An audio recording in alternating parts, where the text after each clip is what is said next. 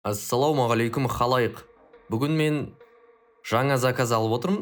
Және де осы заказ бізде Космо деген геология және де типографикада жұмыс жасайтын саладағы бір компанияға жасалып отыр. Алдымен бұл сайтты жасар алдын бізге логотип жасау керек болды. Сондықтан мен осындай логотип жасадым. Яғни геология дегендіктен бұл жерге байланысты болатын шығар деген ойда біз дөңгелек, ең бірінші дөңгелек алдық, ішіне жаңағыдай жерді қойып, космо геология дедік үстіне, кейін ары қарай тағы да толтырамыз типография деп. Және де астына established 2014, яғни 2014 жылы құралған деген, былайша айтқанда, белгіні қойдық. Ендеше бұған біз әдемі түстік үйлесім табу керек болдық. Бұл түстік үйлесімді мен браузер арқылы іздедім. Браузерді Яндекс болсын, немесе Google, Firefox, мәні жоқ. Любой браузерға кіріп, сол жақта палитра цветов, сочетание, анау-мынау деген секілді поисковой запростар арқылы біз осындай түстердің үйлесімдерін көре аламыз. Көріп тұрғандарыңыздай, мен бұл жақта зеленый и синий деп жаздым. Өйткені зеленый, синий, яғни жердің түсі көк, жасыл. Сондықтан осындай іздеуге тура келді. Енді ары қарап отырсақ, маған осы Арал теңіз деппін ғой.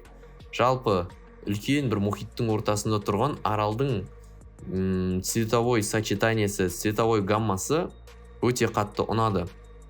Сондықтан мен бұл суретті таңдадым. Астында бізде 5 түрлі түс тұр. Соның мен 3-ін таңдамақшы болдым. Өйткені дизайнерский ортада, былайша айтқанда, сондай бір ұғым бар. 3 түстің, былайша айтқанда, бір-бірімен жарасуы. Енді осы түстердің кодтары болады. Бұл кодтарды біз жаңағыдай любой браузерға кірген кезде клавиатурада F12 деген батырманы басу арқылы біз исходной кодты аша аламыз. Былайша айтқанда, разработчиктің, былайша айтқан, платформасы. Сол жақтан біз осы браузердің, осы сайттың ішіндегі бүкіл кодтарды негізі көруге болады. Осы жақтан біз олардың сонымен қатар түстерін де көрсек болады. Яғни осы жақтан мен бірінші түстерді көріп алдым, және де жаңағы Canva'да жасап атқан жерге сол түстерді қойдым. Солайша біздің жаңа логотипіміз дайын болды.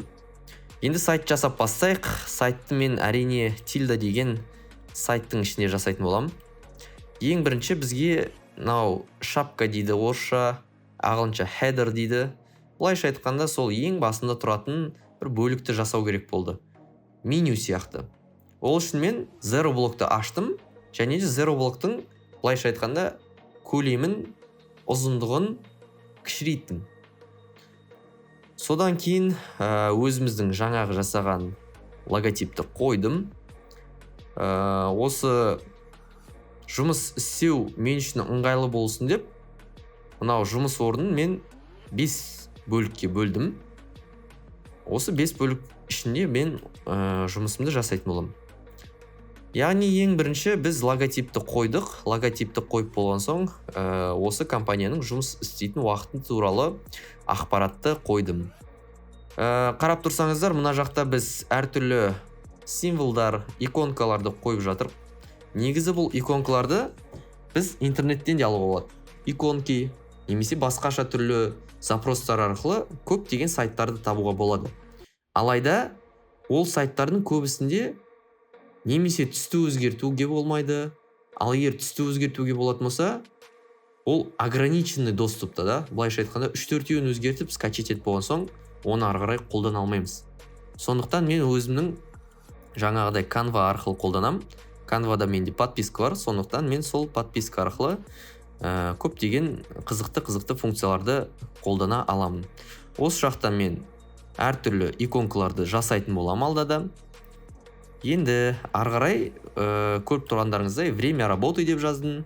Пятница, понедельник арасында мынанша уақыттары арасында, және де қазір сәлден кейін субботаның уақытысында осы уақыттар арасында жұмыс жасайды деген, былайша айтқанда, ақпаратты жазамыз. Бірақ көріп тұрғандай бұл жақта бізде шрифт, осы жазудың шрифті Монсеррат болып тұр ау деймін. Монсеррат болып тұр менің ойымша. Сондықтан, жоқ, мына жақта жазып қойыпты ғой, Tilde Sans дейді. Бірақ маған басқаша шрифт керек болып тұр. Шрифтті негізі әртүрлі жерден іздеуге болады. Google Fonts деген бар. Мүлдем, былайша айтқанда, толықтай тегін сайт. Ол жерде өте көп вариант бар, өте көп, былайша айтқанда, таңдаулар бар. Соның кез келген таңдауға болады. Алайда мен басқаша жолды таңдайын. Менің өзімнің ұнататын бір Telegram каналым бар. Ол Telegram каналға мен осы видеоның астына сілтемесін тастап кетемін, уайымдамаңдар. Осы Telegram каналдың ішінде өте көп қызықты, былайша айтқанда интернетте жоқ шрифттарды көруге болады. Осының ішіне іздейміз. Маған ұнап тұрау деген шрифттарды таптым. Міне, кей осындай шрифт бар екен. Такс. Бұл шрифтті ең біріншіден көшіру керек. Шрифттің аты Jost дейді. Jost Sans па? Jost, просто Jost. Мына жақта кириллицадағы түрі бар, латиницадағы түрі бар, әртүрлі вариантта жасаған. Енді осыны көшірейік. Көшіріп болған соң бұны мен Tilde сайтына, өзіміздің осы сайттың арнайы основной шрифті болады деп, осы менюда қоюға болады. Яғни загрузка шрифтовых файлов дейді. Соларға загрузкамызды қоямыз. Содан кейін болды. Келесі кез келген менің жазуларым осы шрифтта шығатын болады. Ары қарай, енді қарайық. Жаңағы шрифттарды қойған соң біздің жаңа время работы, анау-мынау деп жазған барлық жазуымыз сол шрифтқа автоматты түрде айналды. Енді әдемі, былайша айтқан, декоративный стильде на время работы дегенді сәл-сәл жіңішкелеу, ал понедельник, пятница, суббота деген уақыттарды сәл-сәл, былайша айтқан, жирнаулау қылдырып жазсақ әдемі көрінеді деген үміттемін. Енді басқа да ақпараттарды қоя берейік. Телефон номерді қойдық. Содан кейін имейлді қоямыз. Және де ең соңғы былайша айтқанда батырмалар ретінде мен 3 батырманы қойдым.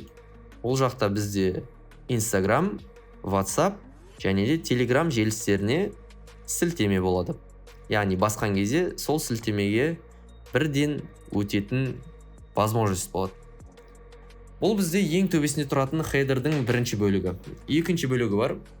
Екінші бөлігінде жаңа Zero блокқа ашып, әлбетте высотасын азайтамыз.